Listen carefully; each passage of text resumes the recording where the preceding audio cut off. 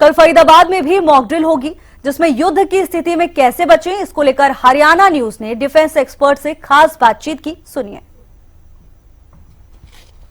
भारत और पाकिस्तान के बीच तनावपूर्ण स्थिति बनी हुई है और इसको देखते हुए यदि युद्ध जैसे हालात होते हैं तो उससे बचने के लिए पूरे हरियाणा में कल मॉक ड्रिल किया जाएगा। तमाम लोगों को इस बात की जानकारी दी जाएगी किस तरीके से बचाव करें। और हम यहाँ इस समय खड़े हैं सेक्टर 12 लघु सचिवालय में, जहाँ की हजारों लोगों का आना जाना रहता है। तो कहीं ना कहीं सुरक्षा के लिहाज से जो तमाम बातें हैं वो कल मॉक ड्रिल के अंदर बताई जाएंगी। हमारे साथ यहाँ पर एक्सपर्ट हैं डिफेंस के और विंग कमांडर भी हैं, सत्येंद्र दुग्गल जी। सर, किस तरीके से देखते हैं जो मॉक ड्रिल की घोषणा की गई है? जो ये मॉक ड्रिल की घोषणा भारत सरकार द्वारा की गई है और उसमें फरीदाबाद भी उसमें शामिल है। मॉक ड्रिल का मतलब ये होता है कि जो आम शहरी है, आम नागरिक है, उसे किस तरीके से युद्ध के लिए और युद्ध की बाद की परिस्थिति के लिए तैयार किया जाए। देखिए, कुछ तो ऐसी बेल्ट की सेवाएं हैं जो कि हमेशा तत्पर है, जैसे पुलिस की सेवा है, सीआरपीएफ है, सिविल डिफेंस वाले हैं, और जो दीगर से जो बेल्ट पहनते हैं, यूनिफॉर्म पहनते हैं, जनरली तो वो अवेयर होते हैं और उनके ऊपर ये दारोमदार लागू होता है कि वो इन चीजों को लागू करें। लेकिन जो आम शहरी है, स्टूडेंट है, बिजनेसमैन है, जो गृहिणियां हैं, जो आम जनता है, विलेजर्स हैं, सबसे इंपॉर्टेंट बात विलेजर्स जो हैं, उनको कैसे तैयार किया जाए। तो ये मॉक ड्रिल उसके लिए किया जाता है। मॉक ड्रिल का जैसे मतलब ही यही है कि एक बनावटी ड्रिल, एक ड्रिल जिससे कि मॉक ऐसा सीन क्रिएट किया जाता है। तो वो ड्रिल करने के लिए भारत सरकार ने आदेश जारी किए हैं और हरियाणा सरकार ने भी आदेश जारी कर दिए हैं। और शायद सायरन बजाने की बात भी कही जी। देखिए, वो कई बिंदुओं पर, कई पॉइंट्स पर मॉक ड्रिल होती है। लगभग 100-125 ऐसे पॉइंट्स है, बड़े से लेके छोटे तक। सबसे इंपॉर्टेंट तो उसमें यह है शुरुआत कहां से होती है। मान लीजिए कि एयर अटैक हो रहा है, ऊपर जहाज मंडरा रहे हैं, आने वाला है, उसके पहले रडार से पता लग जाता है किस तरफ जा रहे हैं, तो ब्लैकआउट होगा। तो सबसे पहले तो ये होगा कि एयरक्राफ्ट आ रहा है। एयरक्राफ्ट आने के लिए जो जानकारी, उसके लिए एक डिफरेंट तरीके का, एक अलग सीक्वेंस का, एक अलग लय का सायरन होता है। उसके कुछ समय के बाद में उस एयर अटैक टल गया है, चला गया है, खत्म हो गया है, या वो साइड से निकल गए हैं, उसका एक अलग सायरन होता है। उसके अलावा जो सबसे इंपॉर्टेंट वो ये है, जिससे कि बहुत शहरों में नुकसान भी होता है, वो है ब्लैकआउट का। ब्लैकआउट करने के लिए एक अलग सायरन होता है और ब्लैकआउट जब क्लियर हो जाता है कि हाँ अब खतरा टल गया है, तब एक अलग सायरन होता है। और ब्लैकआउट का जब सायरन होता है, अब आप देखिए फरीदाबाद का क्षेत्रफल कितना बड़ा है।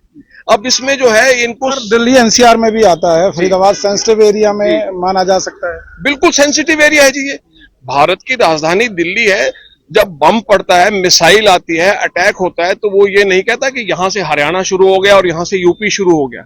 उनके लिए तो सारा सेंसिटिव है। और जब भी ये इस तरीके का जो इशू होता है, सबसे पहले जो कैपिटल कंट्रीज हैं, आप अभी इजराइल का युद्ध देख लीजिए, आप हमास का युद्ध देख लीजिए, आप ईरान का युद्ध देखिए, उनका पहला टारगेट क्या होता है? उनका टारगेट अस्त्रों को खत्म नेस्तनाबूद करना तो होता है, उनका टारगेट होता है लीडरशिप को टारगेट करो।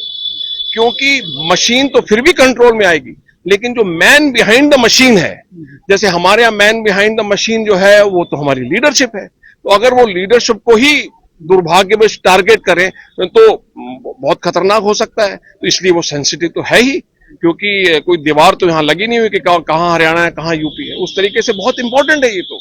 जी हाँ। मॉक ड्रिल की जानकारी जनता के लिए कितने फायदेमंद रहेगी? देखिए, वैसे तो मेरा अपना ये मानना है, और जब मैंने 71 में मैं थोड़ा छोटा था तो मैं देखा करता था कि दिसंबर में जब वॉर हुआ था, ये लगभग अगस्त के महीने से मॉक ड्रिल शुरू हो गई थी। क्योंकि जब मैं हिस्ट्री पढ़ता हूँ, हमने आर्मी में, अपने डिफेंस में, एयरफोर्स में कोर्स किए हैं, तो उसमें पढ़ा करते थे। जब मौनिक शाह साहब को इंदिरा गांधी जी ने बुलाया कि हम अटैक कब करें, तो उन्होंने कह दिया था बारिश का मौसम खत्म हो जाए उसके बाद करना। तो उन्होंने कहा ठीक है, बारिश का मौसम खत्म हो जाए। कौन सा मौसम है? उन्होंने बोला साहब, अगर आपको बांग्लादेश पे काबू करना है तो दिसंबर के महीना सबसे बेस्ट है। ना बारिश होती है, ना बाढ़ों, वहां ब्रह्मपुत्र में बाढ़ आएगी, ना कोई आएगी। तो इंदिरा गांधी जी ने कहा था ओके, तैयारी करो। उन्होंने अगस्त से तैयारी शुरू कर दी थी। प्रशासन को नियम लागू हो गए थे। मुझे आज भी मालूम है, हम पढ़ा करते थे तो सितंबर अक्टूबर के महीने में ब्लैकआउट हो जाया करता था। तो तैयारी तो एक्चुअली तो एक नागरिक के लिए तैयारी हमेशा तैयार रहना चाहिए। अब इजराइल और भारत में क्या डिफरेंस है? वो ये है, वहां हर नागरिक, हम कहते हैं हर नागरिक सैनिक है।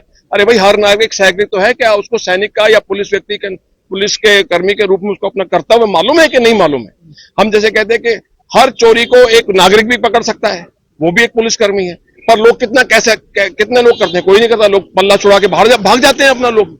तो इसलिए जो है वो इनकी बहुत इंपॉर्टेंट है। और एक हर प्रदेश में, हर जिले में एक सिविल डिफेंस डिपार्टमेंट होता है, उसका रोल बहुत इंपॉर्टेंट होता है। जैसे कहीं बिल्डिंग में आग लग जाए, उसको आप बोल रहे हैं कि क्यों इंपॉर्टेंट है। अब जैसे बिल्डिंग में आग लग जाए, ये भी मॉक ड्रिल में है। अगर एक आम नागरिक ट्रेन होगा तो वो इवैक्यूएट कर सकता है। सिर्फ फायर टेंडर या पुलिस के ऊपर ही क्यों डिपेंड किया जाए। नहर में आदमी डूब रहा है तो पुलिस कर्मी को बुलाओ, नेवी के गोताखोर को बुलाओ। अरे भाई क्यों बुलाओ, जब तुम्हारे पास सिविल डिफेंस है, तुम्हारी लोकेलिटी, तुम्हारे वार्ड डिवाइडेड है, वार्ड में लोगों को ट्रेन करो। और इसी तरह से कोई दुर्घटना हो जाती है, कोई पुलिस ट्रैफिक का जैम हो जाता है, तो फिर पुलिस को बुलाओ। क्यों बुलाओ भाई, जब आपके पास में सिविल डिफेंस डिपार्टमेंट है, आपके पास में ट्रैफिक मैनेजमेंट के लिए, ट्रेनिंग के लिए आपके पास में डिपार्टमेंट, तो आप सिविल डिफेंस के वॉलंटियर तैयार करो। तो ये सिविल डिफेंस अल्टीमेटली तो मॉक ड्रिल का ही हिस्सा है, लार्जर हिस्सा है ये तो इसलिए मॉक ड्रिल तो बहुत इंपॉर्टेंट है। कम से कम कुछ इश्यूज के ऊपर तो मॉक ड्रिल हमेशा होनी चाहिए। इससे प्रशासन को काम करने वाले लोग भी मिलते हैं, और जो लोग काम करते हैं वो इसकी जागरूकता भी फैलाते हैं, क्योंकि वो ऑफेंडर नहीं हो सकते। जो काम खुद करेगा, उसके दोस्त यार, फैमिली वाले, देखने वाले, वो अपने आप जो चीजें रेगुलेट हो जाएंगी। तो एक प्रशासन तंत्र या एक कर्तव्य जो है वो लोगों के मन में भावना आ जाती है। ये थे विंग कमांडर सत्येंद्र दुग्गल। तो कहीं ना कहीं जो मॉक ड्रिल कल होने वाला है तो काफी अहम उसको माना जा रहा है, और कहीं ना कहीं देखना होगा कि मॉक ड्रिल के दौरान किन किन बातों पर ध्यान दिया जाता है। फरीदाबाद से हरियाणा न्यूज के लिए राजेंद्र दैया।